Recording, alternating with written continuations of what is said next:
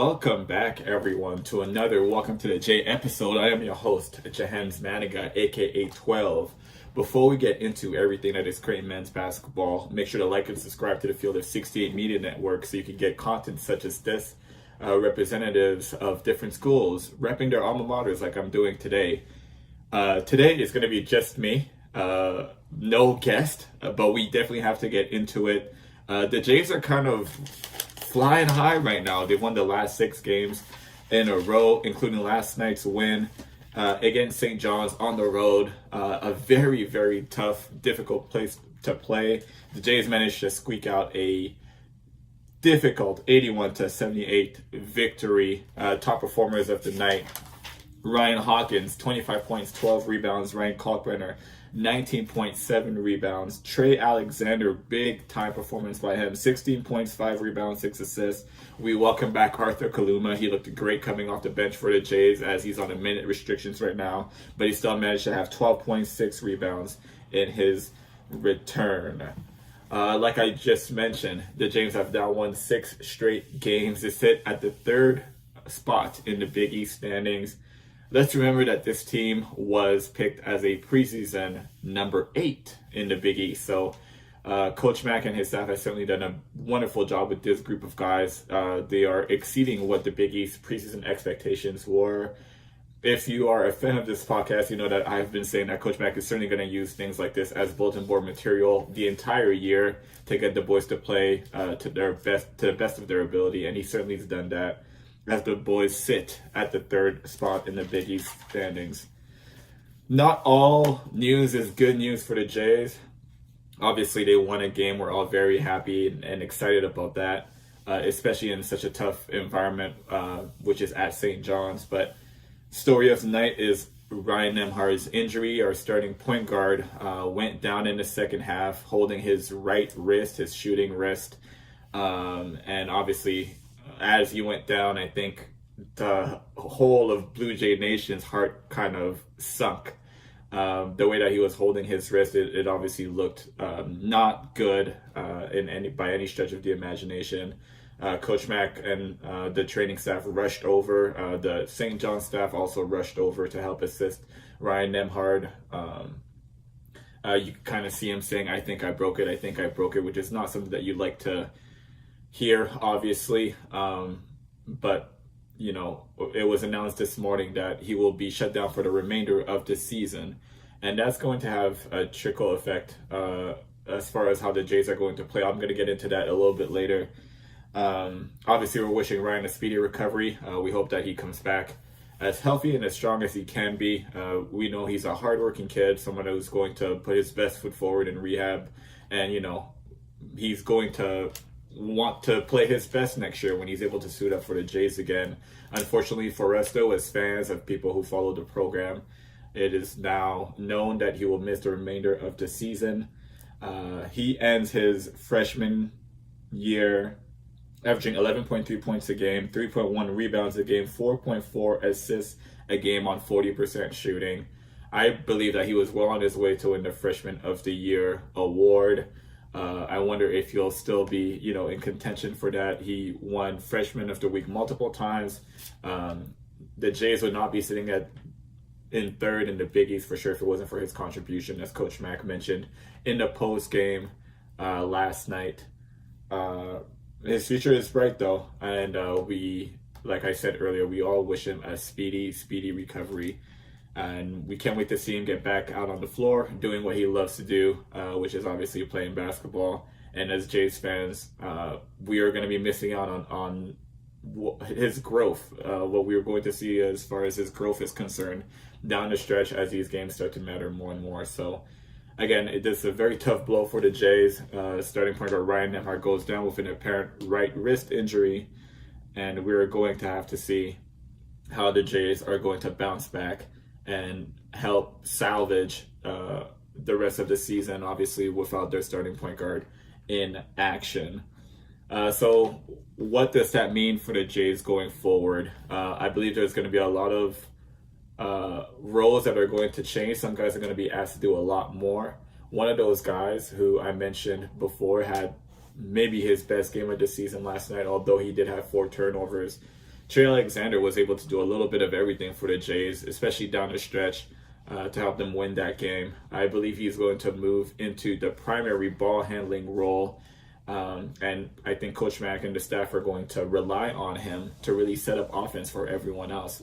He's shown flashes that he can do it in spurts. Now he has a chance to show that he can do it as the primary ball handler, to set up the offense, to organize guys, to put guys in the right place, and then obviously to score himself and to help distribute the ball to the shooters and the scorers outside. What I've been very impressed with Trey all year long is his ability to get downhill and come to a 2-foot jump stop and make the right decisions. We saw it down the stretch over and over and over again last night. I think he got a couple and ones just going down, being patient, having poise, and being able to finish with contact.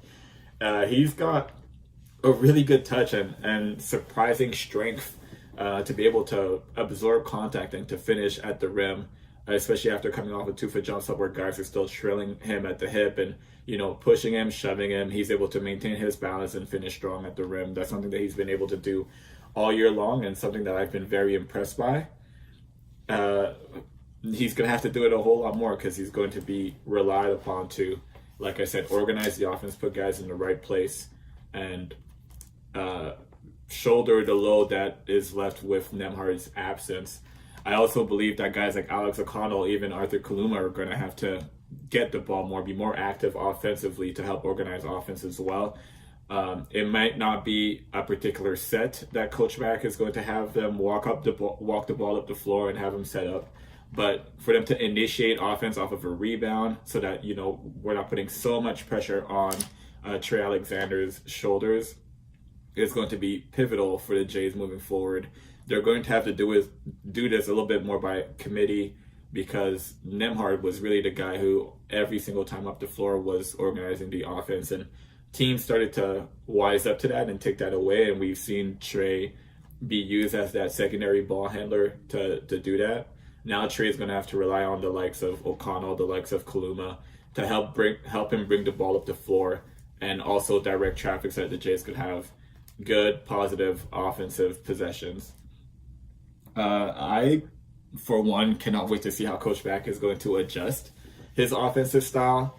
We know that he's got 1,001 sets in that brain of his, and it always feels like no matter what the other teams throw at him, he's able to counter that offensively, and look for different or find different looks, find different ways to get the ball to drop as far as offense is concerned. Now with his primary ball handler gone, I'm anxious to see, how he's going to not necessarily revamp the offense, but move things around and make it easier for his guys to be able to play, to be able to get organized, to be able to find good looks at the basket. And then, as always, it's up to the players to actually put the ball in the hoop. As a staff, all you can really ask for is to put guys in the right positions and play those percentages, and then it's up to the players to put the ball through the basket, as we all know. So that is going to be a very interesting thing, and that is something that I would advise all Jays fans to be on the lookout for, as the last part of the season is upon us during Nembhard's absence. Also anticipating Hawkins to receive so much more attention from opposing teams. I mentioned the stat line from last night, 25 and 12, shooting 10 of 18 from the field, pretty efficient shooting there. And he's already garnered so much attention, but because of how good Nembhard has been coming off of ball screens, his two-man game with Kalkbrenner, which has gone better and better as the season has gone on, as they've had a chance to play together and build that kind of chemistry.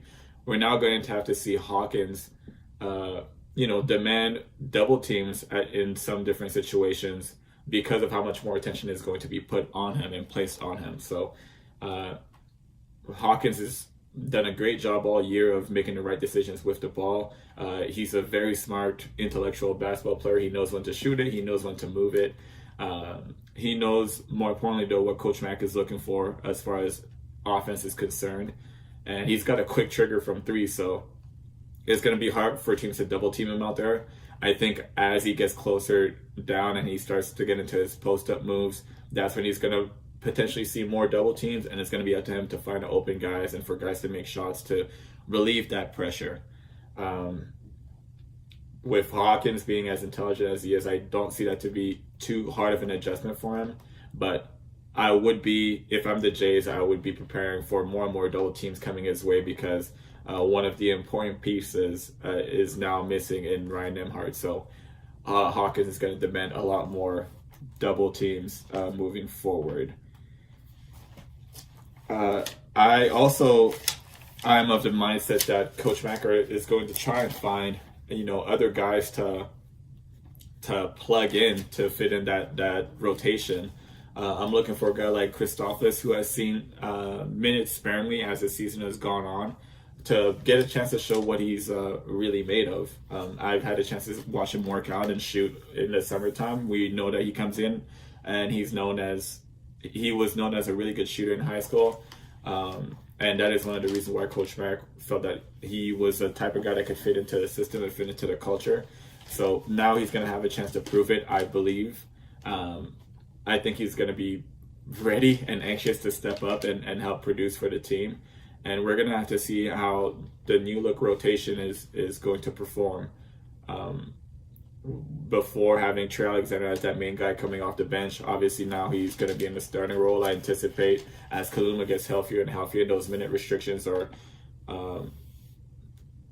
removed from him, that he's going to step back into his starting role as well, which would have Alexander, O'Connell, Kaluma, Hawkins, and Kalkbrenner as his starting five. And then coming off the bench, obviously we have Rati and we have Keyshawn Fizel. And I think that that next guard that's going to have a chance to play is going to be Christopoulos. So that's just what I'm anticipating. We'll see if Coach Mack and I are as like-minded as I believe that we are. And we'll see how that's going to look moving forward. Before we move on to the next topic, let me tell you guys a little bit about our partners over at BetRivers Sportsbook. If you haven't signed up with BetRivers yet, now's the time, because they're offering a $250 match bonus for your first deposit. But what sets them apart is that they require just one playthrough to turn your bonus into cash money. With their new Rush Pay instant approval, withdrawing your winnings is safer, more secure, and more reliable. With basketball season tipping off, get in on the action by going to BetRivers.com today or by downloading the BetRivers iOS app. Must be 21 years or older. Gambling problem? Call telephone number 1-800-GAMBLER. I do for sure have to mention, the growth that we've seen this season from Kalkbrenner. At the beginning of the year, you could see that he was still trying to find himself in that new starting role. Christian Bishop, having transferred out, thrusted Kalkbrenner into the starting five as a sophomore, which is always a very difficult place to find yourself. But after a summer playing with Team USA, he had really big expectations placed on his shoulders coming into this season. He's finally matured into that role, I believe. He's currently averaging 12.7 rebounds a game. And you see the confidence is growing more and more as games are happening, as the Jays continue to play games. So Ryan Kalkbrenner last night, we all know what he does defensively. That's one of the strengths of his game. One of the reasons why Coach Mack trusts him so much is because he's able to not only block shots, but to alter shots at the rim. Last night, he was a big-time presence down there for the Jays defensively. But what he really has impressed me more and more is his activity offensively, the ability to screen and roll multiple times in a possession, to catch lobs, to finish while keeping the ball high. We always teach that to bigs, but it's a very difficult thing to catch the ball high and keep it high in order to finish and not have the defenders have a chance to swipe down at the ball. He's kind of mastered that, and I've been seeing more and more of that in this 6-game winning streak, where the ball is dumped down to him, and he's really quick to get the ball to the rim. If he misses the initial shots, he's able to get his own rebound and tip it back in. So Kalkbrenner is going to be another guy that is going to be asked to do a little bit more. I know that he's got post moves. I know that Coach Mack is probably going to throw the ball down on the block to just have a little bit more offense go his way. He's going to have to be strong down there as he's facing oftentimes guys who are stronger than him. But he's able to use his length and his delicate touch at the rim to still make a difference. So we definitely have to keep an eye out for Kalkbrenner. It is my opinion that Coach Mack is going to rely on his big fella to do a little bit more, obviously, as he is going to rely on everyone to do a little bit more in Nembhard's absence. But it can be overstated how important Nembhard has been to this team, and what he has provided, especially as far as organizing offense and putting guys in the right place. He's surely going to be missed, but again, we wish him a speedy recovery. We hope that his surgery and all of that goes well, and that he's able to get back on the court as quickly as possible. The next game for the Jays is going to be on the road at Providence.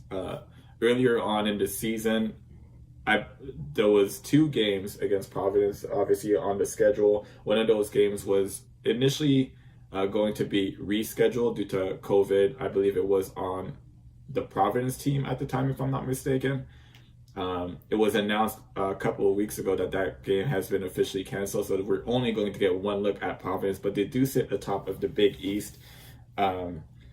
They're very well coached. We all know that Coach Cooley is one of the best in the nation. Right now, they're number 11 in the nation. The matchup predictor on ESPN, as I'm looking at it now, shows that the Jays have a 20% chance of winning. If I'm Coach Mack, you know what I'm doing. I'm putting that on the board immediately and showing, trying to add a little bit of extra motivation, which I feel like the Jays are going to have anyways, just because their brother has now missed the remainder of the season. But I would always just throw it up there just to add a little bit of extra motivation and a little bit of extra spice going into that game. On the road at Providence, I could attest, is a very extremely difficult place to get a win, especially with how well that they're playing right now. They're led by Nate Watson, averaging 14 points a game. A very good scorer for the Providence Friars. Key things to pay attention to during this game. I mentioned it all before a little bit. This is going to be their first game without Ryan Nembhard as their starting point guard. Trey Alexander is going to be the guy who's going to have to become the primary ball handler. So that is something as Jays fans that we should all pay attention to, how the offense looks without Nembhard, and who is going to be the person who's going to step up and get everybody organized. Again, they can do it in multiple different ways, and I'm sure Coach Mack is thinking of ways to adjust sets and adjust ways to organize the team. If I'm the Friars, however, I'm definitely putting some full court pressure on to see, who is going to be the one tasked to organize the Jays offense and see if they could get into their shorts a little bit and create turnovers, which the Jays have had some issues with during this season. So it'll be a very interesting matchup, number 1 versus number 3 in the Big East. We are all looking forward to it. That will be all for me today, you guys. This is a short pod. We're going to have another guest in the future. Can't tell you who it is just yet, but make sure you stay tuned and make sure to like and subscribe to the Philly 68 Media Network so you continue to get content such as this, the Welcome to the J podcast, as well as a whole bunch of different podcasts from various different hosts representing their different alma maters. I have been your host, Jay Jahenns Manigat. I cannot wait to see what the future holds for the Jays. Sitting third in the Big East, let's see if we can move up to that second spot. All right, so as always, make sure you guys stay safe. Speedy recovery, Ryan Nembhard, and go Jays.